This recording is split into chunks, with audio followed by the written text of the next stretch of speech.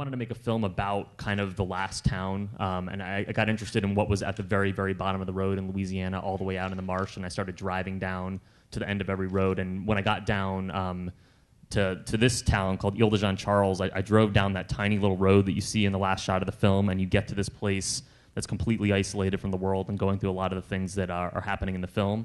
And so I sort of started with that, and then at the same time was working on Lucy's play, and you can maybe talk a little bit about where that comes from. It was about a child named Hush Puppy who, because it was so close to my heart, was a little boy. I wrote it about my relationship with my dad after he got very sick and I was dealing with my dad's mortality for the first time, and it was so personal to me that I just couldn't make it about myself. So I made it a little boy, and then we switched it back to a girl. We switched it back to when Ben and I, in our first meeting, I think he says this is a little girl. This is Hush Puppy's a little girl, and I'm so grateful that he did that. The audition was something that you would never expect for audition. My mom's friend just called and said they had an audition at the library that was for 6 through 9-year-olds, and I was only 5. So I just went to see if I could get to try. But in the middle of that, my mom was like, she could not go. She's too young. And my mom's friend was like, you sure about that one? So it was just something that it was just like a try for. So we just went. We just went and did something that a 5-year-old wouldn't do.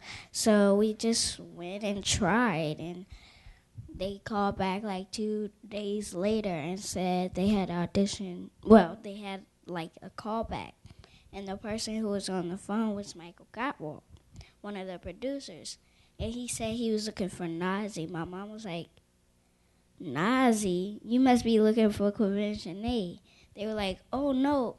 He was like, oh no, we must have called the wrong person. My mom was like, she stopped him and she said, wait, I know my daughter auditioned, so did you ask her name or did you read it off of the sheet? And Michael was like, we asked her name. That's why she must have told you Nazy, but that's her nickname. And her real name is Quvenzhané. So he was like, oh yes, we're looking for Nazy. So it was something that a 5-year-old wouldn't like. They would just react to what they say, and it was just something at my young age. I would just answer what an adult says. Whenever they called and said I had the part, I was just like a normal kid on a computer, and they just called, and I was like, yes, and I went right back to the computer. Here we go. For her part, we looked at over 4,000 kids over the course of about 9 months. And the way that we work is, we don't sort of finish the script and then cast the film and then location scout the film. We try to do all those things at the same time, so it gives us an ability to kind of incorporate the people that we're casting into the roles, and sort of it becomes an almost research project. So, for Dwight's character, we actually met Dwight because he runs a bakery that was directly across the street from our casting office. And so we'd be in there in the morning, getting donuts and coffee and hanging out with Dwight. And, we actually thought that we were going to have to cast that role professionally because of how difficult it was.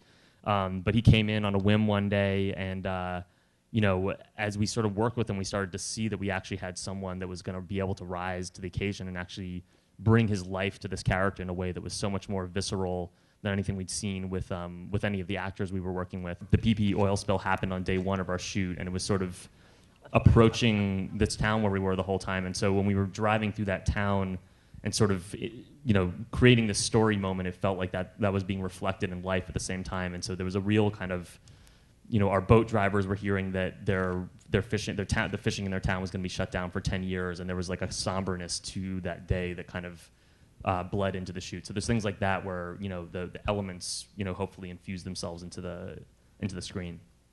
It was just a lot of words quiet on set, and I was like, okay, why? Speed, rolling, and action. Things like that was so unusual.